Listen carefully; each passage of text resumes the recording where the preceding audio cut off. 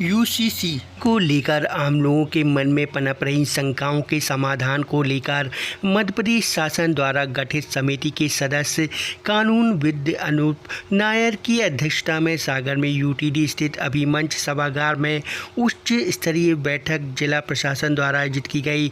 आयोजित बैठक के दौरान अनूप नायर ने जानकारी देते हुए बताया कि वे किन विषयों और बिंदुओं पर अध्ययन कर रहे हैं। उन्होंने इसको लेकर उपस्थित लोगों से संवाद कर सुझाव भी लिए।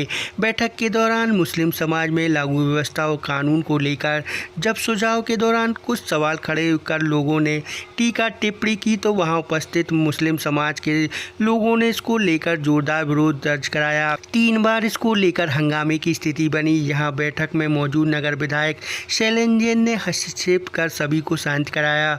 मुस्लिम समाज के लोगों की आपत्ति थी कि किसी को टारगेट नहीं किया जाना चाहिए, सबको अपनी बात रखने का हक है, लेकिन तरीका सही होना चाहिए। बैठक के दौरान खुलकर सभी लोगों ने अपने विचार भी रखे और ज्यादातर समर्थन में खड़े दिखाई दिए। सभी का मानना समाज हित में जरूरी है। विधायक शैलेंद्र जैन, विधायक प्रतिभ लहरिया ने इसका समर्थन किया और अपनी बात रखते हुए यह क्यों जरूरी है स्पष्ट भी किया।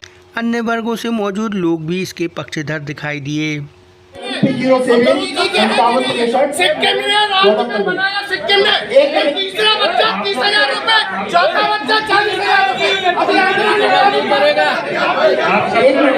कौन खिला रहा, किसको खिला रहा? यहाँ पर ये विवाद का विषय नहीं। आपने बात की, उनने सुनी। कृपया शांत रहिए। नेक्स्ट वक्ता कृपया स्टार्ट करें। शांत रहिए, शांत हो जाइए।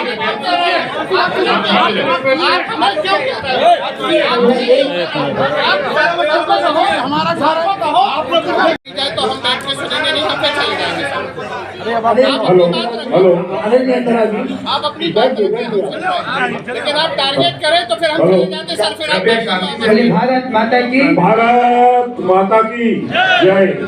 एक बार जोर से बोले, भारत माता की। Lake of information and knowledge है।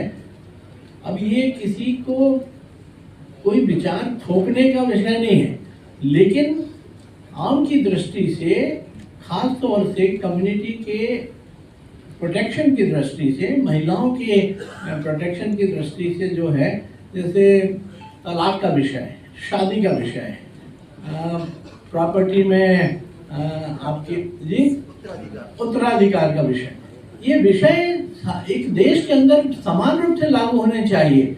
एक किसी पर्टिकुलर कम्युनिटी में अलग तरह से हो, और अगर उनके विवाह इस तरह से हो जाते हैं, इसको विवाह विच्छेद नहीं, विवाह विच्छेद नहीं, एक कम्युनिटी का विवाह दूसरी कम्युनिटी के साथ, तो फिर उस समय जी अंतरजातीय, तो अंतरजातीय में तो फिर बहुत असुविधा हो जाएगी। बहुत अलग तरह से महिलाओं का किस जाति की है तो उस जाति को देख के उसका निर्णय किया जाएगा, पुरुष को देख के उसका निर्णय।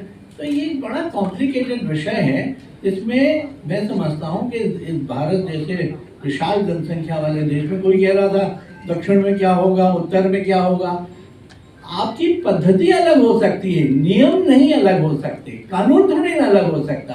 उत्तराधिकार का कानून जो दक्षिण में होगा, उत्तर में भी होगा, पश्चिम में भी होगा, पूर्व में भी होगा।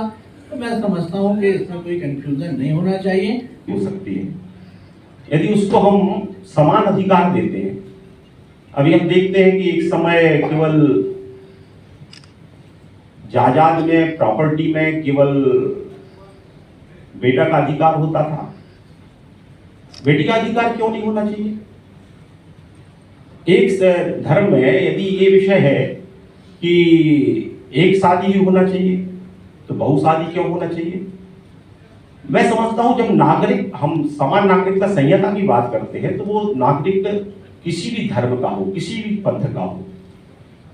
और मैं समझता हूं कि जब भारतीय दंड संहिता एक है, तो हमें सबको इस बारे में विचार करना चाहिए। आज की आवश्यकता है ये बहनों के सशक्तिकरण के लिए भी, उनकी पैतृक प्रॉपर्टी में दोनों की भागीदारी हो, बेटा और बेटी की।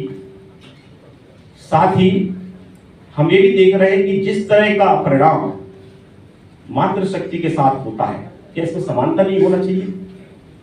आज ये विचार हम सबको निश्चित तौर पर करने की आवश्यकता है। उसको बंद करना चाहिए, क्योंकि ये अब व्यापारिक संस्था बन गई है।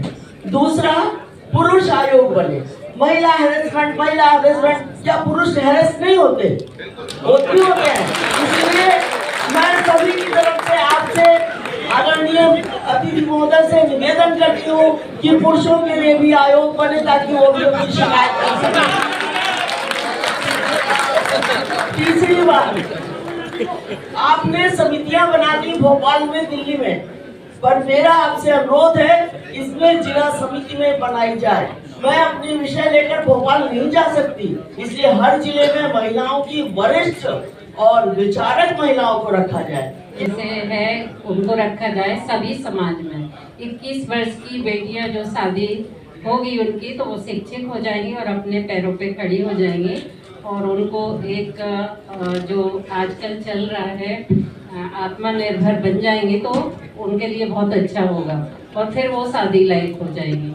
और दूसरा मेरा है कि बिलाक, जैसे ये हम बात कर रहे हैं समाज की, तो ये जो फार्म आप इस भाषा में तैयार करें और वो हर महिला का, अगर आप कह रहे हैं कि हम नागरिकता सभी महिलाओं को दे रहे हैं, ग्रामीण क्षेत्र की और शहरी की महिलाओं को भी, तो एक सरल भाषा में उसका आवेदन बनाया जाए। और मैं यहाँ बैठे आधे लोगों को पता नहीं है, स्कूलों में, कॉलेजों में और ऐसी बैठकों के माध्यम से अगर हम यूसीसी की जानकारी दें तो तब यूसीसी की अच्छाई, देश के हित पर जो भारत सरकार का निर्णय है उसकी जानकारी हो। जैसे 75 सालों से हिंदुओं के लिए कह दिया जाता है कि तुम 2 बच्चे पैदा करो, और मुसलमानों के लिए कह दिया जाता है तुम 6 शादी करो, 15, 16 बच्चे करो।